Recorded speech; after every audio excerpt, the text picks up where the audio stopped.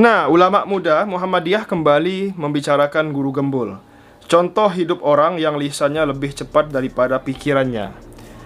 Jadi guru gembul ini pemikirannya liberal, tidak jelas asal sumber pemikirannya. Berbeda dengan para habaib Nabi Ta'alawiyah, Gus Wafi, pemikirannya dari ulama-ulama terlebih dahulu yang luar biasa soleh dari kitab-kitab tertentu. Mari kita lihat teman-teman semua, ulama muda Muhammadiyah, guru gembul, contoh hidup orang yang lisannya lebih cepat daripada pikirannya. Bagaimana perkataan guru gembul itu? Kata dia, keimanan itu tidak bisa dilogikakan. Maksudnya, keimanan itu tidak bisa diilmiahkan. Keimanan itu tidak ilmiah. Perkataan ini penghinaan kepada seluruh fakultas agama yang ada di seluruh dunia. Iya. Ini saya jelaskan. Misalkan keimanan kita kepada Al-Quran, bahwa Al-Quran ini dari Rasulullah, itu ilmiah. Bagaimana keilmiahannya? Zaman Sidna Abu Bakar, Sidna Umar ini meminta kepada Sidna Abu Bakar untuk mengumpulkan Al-Quran.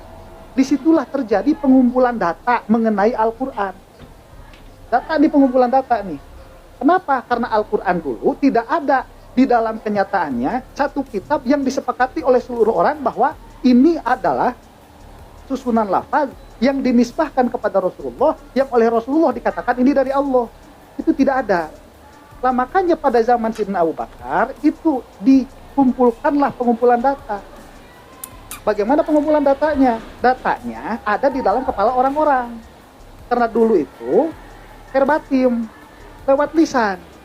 Bagaimana supaya bisa jadi data yang bisa diteliti? Dituliskan.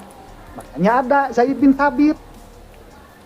Beliau itu maksud penulis Al-Quran itu maksudnya apa? Pengumpul data. Nih, saking objektifnya orang Islam, kan Abu Bakar hafal Quran kan? Sidna Umar hafal Quran. Kenapa nggak gini Sidna Umar bikin sendiri? Ini Quran, saya hafal. Udah, ini kamu kesini semua. Enggak seperti itu. Saking objektifnya orang Islam, Zaid bin Thabitnya sendiri pun, dia mengeluarkan Al-Quran yang dia hafal di dalam dirinya. Ini adalah Al-Quran yang saya hafal. Itu pengumpulan data. Setelah pengumpulan data, kemudian diteliti datanya itu. Kok bisa ada perbedaan? Memang ada perbedaan. Kenapa? Karena ada yang nasah, ada yang mansuh. Ya, dia mansuh lafzi. Jadi lafadznya dia mansuh. Nah ini setelah dikumpulkan, kamu tahu nggak ini mansuh? Kalau nggak tahu, ini udah mansuh loh. Benar kalau udah mansuh? Iya, saya dengar dari Rasulullah. Ini orang fikih semua. Nah ini apa? Datanya ini kemudian setelah dikumpulkan, datanya diverifikasi. Setelah datanya diverifikasi, kemudian diambil hipotesa. Inilah Al-Quran yang sahih dari Rasulullah. Kalau ini benar Al-Quran yang dari Rasulullah, orang tidak akan ada yang protes. Karena yang lupa jadi ingat, oh iya ya saya lupa. Yang lupa jadi ingat, yang nggak tahu ini sudah mansuh, jadi tahu ini mansuh. Jadi tahu ini ada beberapa riwayat. Ini adalah penelitian empiris sehingga keluarlah kesimpulan dari pengumpulan data bahwa ini betul dari Rasulullah Shallallahu Alaihi Wasallam.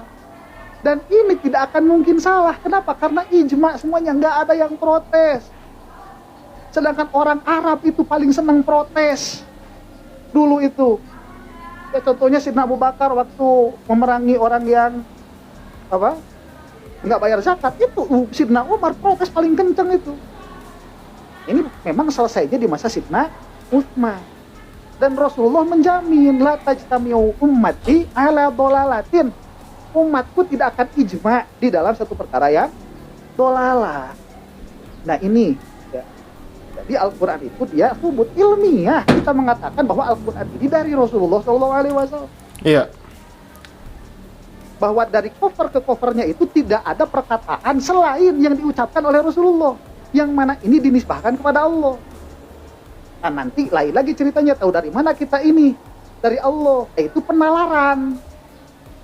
Logis itu. Dia tidak bisa melalui empiris. Nggak bisa.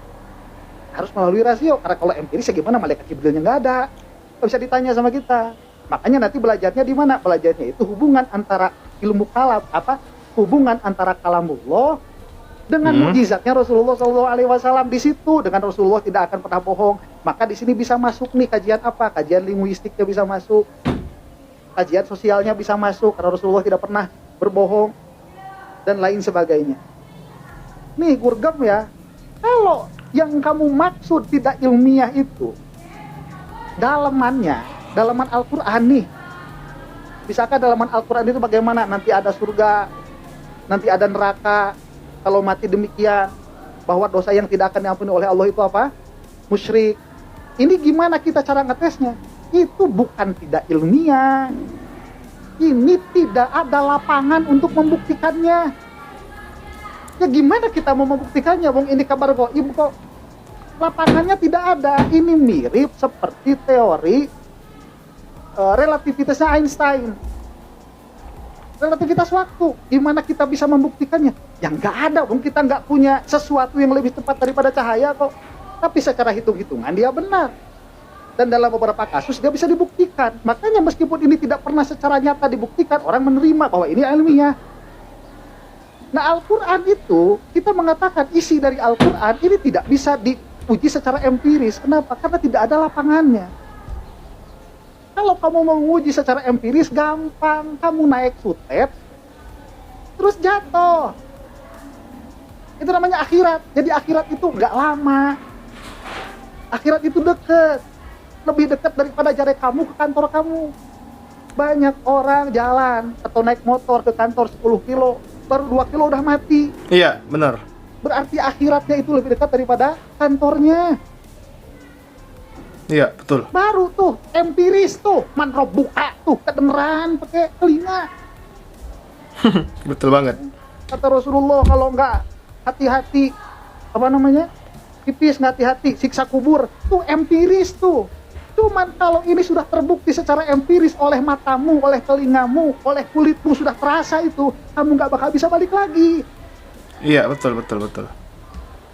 Jangan mengatakan ini tidak ilmiah, jangan mengajarkan orang Islam keilmiahan. Bahasa ilmiah itu dari bahasa Arab. Sebelum ada David Hume, sebelum ada Rene Descartes, sebelum ada siapa itu, bukan Oliver Kahn, itu tukang main bahal. Ya, sebelum ada Immanuel Kant. Itu sebelum ada orang-orang seperti itu, orang Islam sudah tahu metodologi Ilmiah. empiris itu ada di Al-Quran dipakai. Adapun yang dalamannya ini nanti secara rasionalis, makanya belajar ilmu kalam.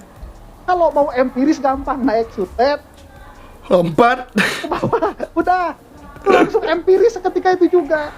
Tapi lihat, ada beberapa hal yang sudah dibuktikan secara empirik. Sama kayak teori evolusi, sama kayak relativitas waktu. GPS itu diambil dari sebagian ilmu itu. GPS itu. Nah ini kita ngambil dalam Al-Quran. Bukankah kita tahu bahwa Rasulullah SAW itu dikatakan di dalam Al-Quran akan futuh Mekah. Dan itu sebelum futuh Mekah. Dan apakah itu terjadi? Terjadi. Romawi akan runtuh. Terjadi. Kemudian di dalam hadis mengatakan bahwa di akhir zaman akan saling meninggikan bangunan. Terjadi. Laki-laki jadi perempuan, perempuan jadi laki-laki. Terjadi. Yang belum terjadi apa? Kamu ditanya man rabbuka. Betul. Mau ngerasain, tinggal naik sutet. Lompat. Oh enggak, ada setrum. Udah langsung terjadi tuh udah. Ya. Coba kalau tatkala itu sudah dirasakan secara empirik, telat. Iya, betul. Itu belajar yang bagus. Betul banget. Gembul, kasihan kamu itu. Di antara orang-orang ini yang ikhlas dia, sama tahu saya mah.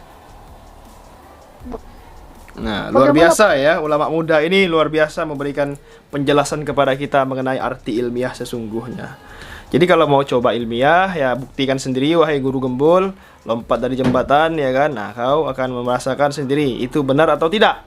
Seperti itu ya. Tapi nggak bisa balik lagi ke dunia, nggak bisa berdebat lagi. Ya Allah. Sekian video kali ini teman-teman semua. Jangan lupa subscribe. Nah, untuk akun TikToknya adalah Angga Sugih. Cari saja di TikTok teman-teman semua. Luar biasa ya penjelasan ulama muda Muhammadiyah ini. Terima kasih. Assalamualaikum warahmatullahi wabarakatuh. Jangan lupa subscribe untuk tembuskan 100.000 subscriber. Terima kasih. Assalamualaikum.